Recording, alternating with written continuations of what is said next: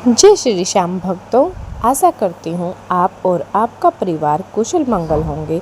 बाबा श्याम की कृपा आप सभी भक्तों पर बनी रहे।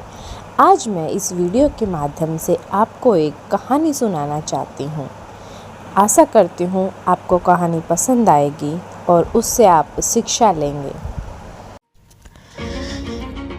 एक बार एक साहूकार के 3 बेटे थे, जिनमें से 2 नालायक और एक बेटा अपने पिता का आज्ञाकारी था और खाटू श्याम जी का भक्त भी था।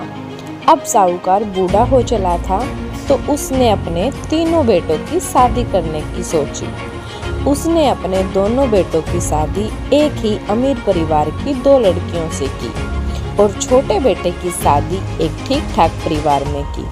उसको लगा कि मेरे बेटा थोड़ा भोला है, तो उसके लिए ज़्यादा चालाक लड़की ढूंढना भी ठीक नहीं है, नहीं तो वो उसकी धन दौलत को उड़ा देगी। इसलिए उसने अपने बेटे के अनुसार ही लड़की से उसकी शादी करवाई।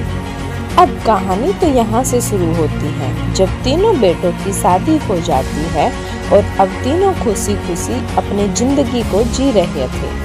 अब साहूकार का शरीर ज़्यादा बूढ़ा हो चुका था और वह बहुत बीमार भी हो गया था, तो उसने अपनी प्रॉपर्टी अपने तीनों बेटों को बराबर बराबर बांटने की सोची। अब साहूकार ने तीनों बेटों के नाम जमीन का बंटवारा कर दिया और बंटवारा करते ही साहूकार का देहांत हो गया और वो सबक सिधार गए। साहूकार के दोनों बड़े बेटे लालची तो थे ही, और साथ में उनकी पत्नियां भी उनसे बहुत बड़ी लालची थी। तो उन दोनों ने अपने छोटे भाई को बहला फुसलाकर उसकी जमीन के कागज को अपने पास रख लिया और कहा कि तू इन कागजों को कहाँ रखेगा, हम इसे संभाल कर रख देते हैं।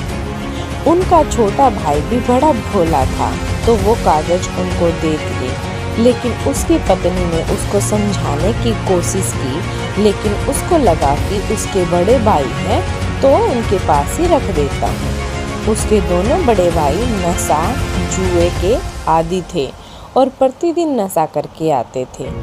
अच्छे अच्छे पकवान खाते और अपनी पत्नियों के साथ बाहर घूमने फिरने जाते, मतलब कि जीवन का पूरा आनंद ले रहे थे वो। उसका छोटा भाई घर बाहर साहूकारी का काम देखता और अपने पिताजी के व्यवसाय को भी देखता था।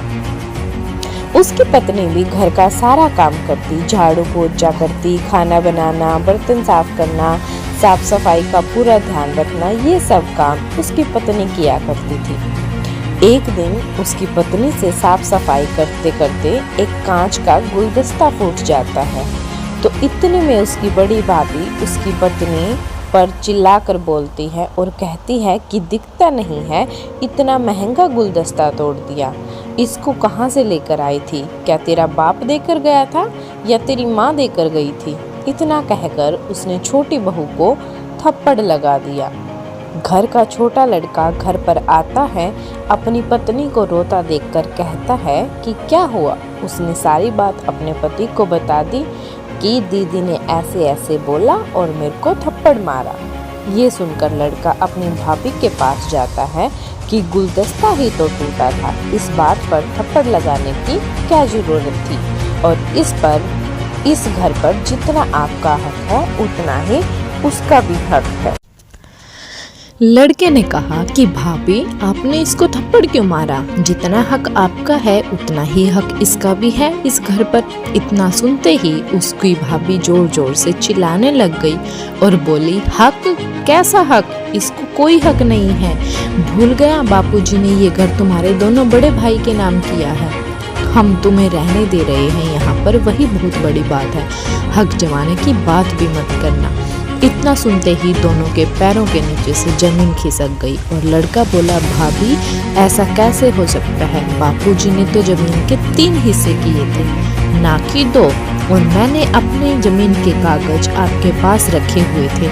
इसका मतलब आप सबने मिलके मेरे साथ धोखा किया है।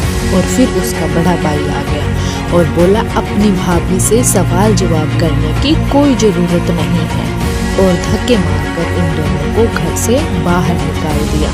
फिर वो औरत अपने पति को समझाने लग गई कि कोई बात नहीं, श्याम बाबा सब ठीक करेंगे, हमारे सिर पर भी छत जरूर होगी। और वो दोनों मंदिर की सीढ़ियों में बैठकर रोने लग गए। फिर वहाँ पर एक बहुत बड़ा साहूकार आया और उसने उनसे रोने की वजह पूछी, तो उन दोनों ने अपनी वजह बताई। तो उस साहूकार ने कहा कि चलो मेरे साथ, और लड़के को मुनिम की नौकरी पर रख लिया और बोला रहना खाना वहीं करना होगा और ईमानदारी से काम करना पड़ेगा। जिस साहूकार के घर वो दोनों काम करने लगे, वहाँ पर श्याम बाबा की पूजा की जाती थी। उनको देखकर वो लड़का और उसकी पत्नी भी श्याम बाबा की पूजा करने लग गए और एकादशी का व्रत करने लग गए। साहूकार उनके काम से बहुत खुश था, उनको बहुत अच्छी तनख्वाह भी देता था। श्याम बाबा की कृपा उन दोनों पर भी होने लग गई और देखते ही देखते वो बहुत अमीर हो गए। फिर उस लड़के ने अपना खुद का मकान भी लिया और गाड़ी ली। मिठाई और बच्चों के लिए खिलौने लेकर वो अपने बड़े भाइयों के पास आया। तो देखकर उसकी भाभी बोली कि किसके घर पर डाका डाला है जो इतना सामान लेके आए हैं, कहाँ पर चोरी की है तूने? तो उसने जवाब दिया कि भाभी कहीं पर भी चोरी नहीं की है, बस बाबा श्याम पर यकीन किया और उसने ही सब ठाठ लगा दिए हैं, बाबा श्याम की ही कृपा है। तो ये सब सुनकर उसकी भाभी ने ताना मारा कि ऐसे बाबा श्याम सबके घर में इतना धन डालने लग गए तो सब अमीर हो जाएंगे और फिर उसको कौन पूछेगा। तो वो लड़का बोला कि भाभी आपने जो हमारे साथ किया वो सब हमने बहुत सहन किया, लेकिन बाबा श्याम के लिए मैं कुछ भी नहीं सुन सकता।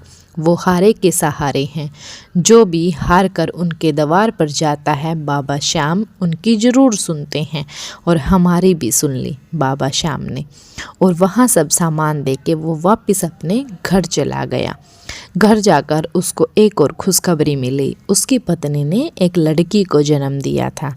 लड़की होने की खुशी में उसने पूरे शहर में भंडारे का आयोजन किया और बाबा श्याम का जागरण करवाया।